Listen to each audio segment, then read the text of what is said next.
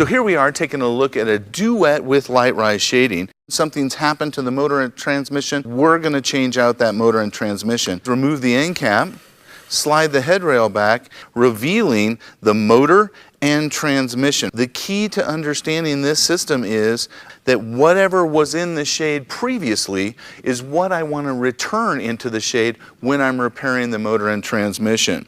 And if we look at the new transmission here that I'm going to put into the shade, I don't have any cord on this smooth take-up spool here.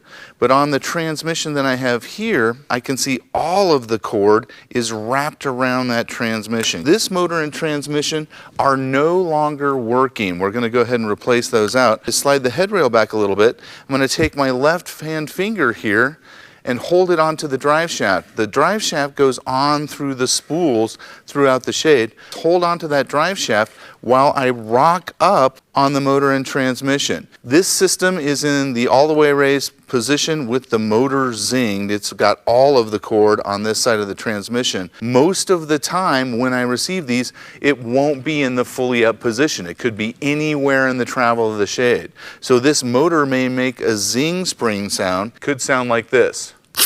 Whoa!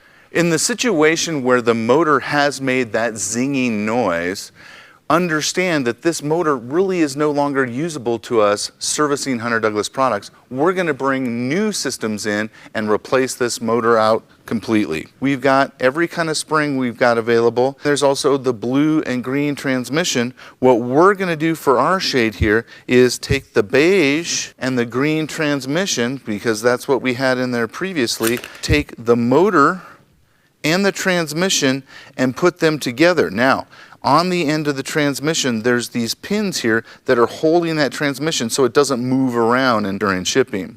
What I want to do here is begin to assemble the components. I've got my replacement transmission adapter here, and it's going to attach onto the motor. If we look at the motor, it has a feature here at the top that's going to grab over the top of the transmission. There's a feature here on the bottom of the transmission that's going to grab over and grab the top of the motor. So I just want to rock that into place, snap those features in. And while I'm doing all of that, I want to line this square drive here up with the square drive here on the motor. And I want to make sure that's secure because I don't want those going out in the field and then separating again. And attach the motor support. I have a tab here on the top of the support.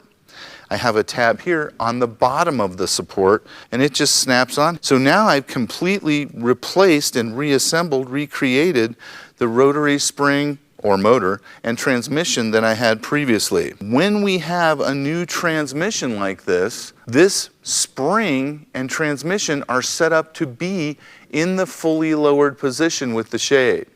So what I want to do at this point is remove an end cap off the end of the shade and remove the bottom rail. The end cap's out, bottom rail comes off, slides off pretty easily. There you can see my easy adjusters here on the bottom of the shade. Because I want this shade in the fully lowered position, I want to pull those easy adjusters out. I want to pull all the cord out. Drape those cords out. I don't want them getting kinked up. So we're pulling it down, basically laying it flat on the table. So if while pulling the cords out of the shades or pulling the fabric down, whichever it is you've done, you tilt the shade and the drive shaft comes out of the other end. We've got this retainer keeping the drive shaft from moving away from the lift, but not moving towards the lift. So if I pull the drive shaft out, oh no, what am I going to do?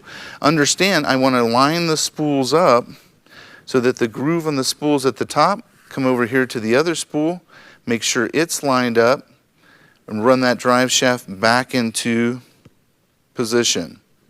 Run that around, line up the V-notch here, line up the tops of the spools here, and make sure the cord is going the same direction. My cord's going to the back here, my cord's going to the back here. Let's get that drive shaft back into position.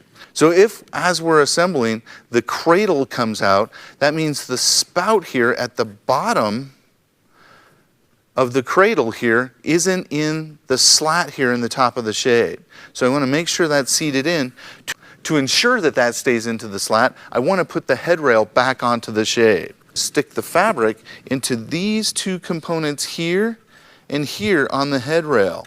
Something I might want to do before inserting any rail onto the fabric is just take my screwdriver and make sure that rail's not sharp in any way. I'm going to take the slat here, put it into those two features, put the slat into place, and slide that head rail on. And now checking the spools again, that they're in the same location, and running that head rail over the spools to hold those spools into place. I'm going to bring in my motor and transmission.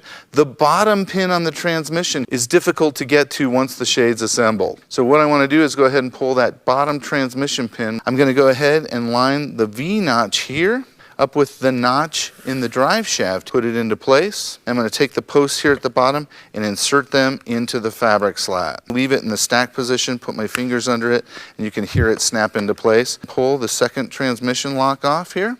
My shade's in the down position. I don't want to just remove the lock and hope everything comes up and it's okay. There's a lot of force on this motor in this down position. As I remove that lock, I want to take my fingers here and hold onto the drive shaft so the motor doesn't just spring and drive the whole shade up. And I'm going to slowly tilt the shade up and allow those cords to come up slowly into the bottom of the fabric. Once those cords are up there, I want to slide the head rail over the motor and transmission and just secure it into place. I don't want that coming off in any way. Reattach the bottom rail. So I'm going to go ahead and attach the fabric to these two features here and here. I'm going to give it a little scrape with the screwdriver, just make sure it's not sharp. I'm going to go ahead and insert that fabric onto the bottom rail. Come down to the cord route here, just slightly lift up on it, and I've just slid the rail on. Return the end cap onto the end of the shade. And I have a working Duette LiteRise shade.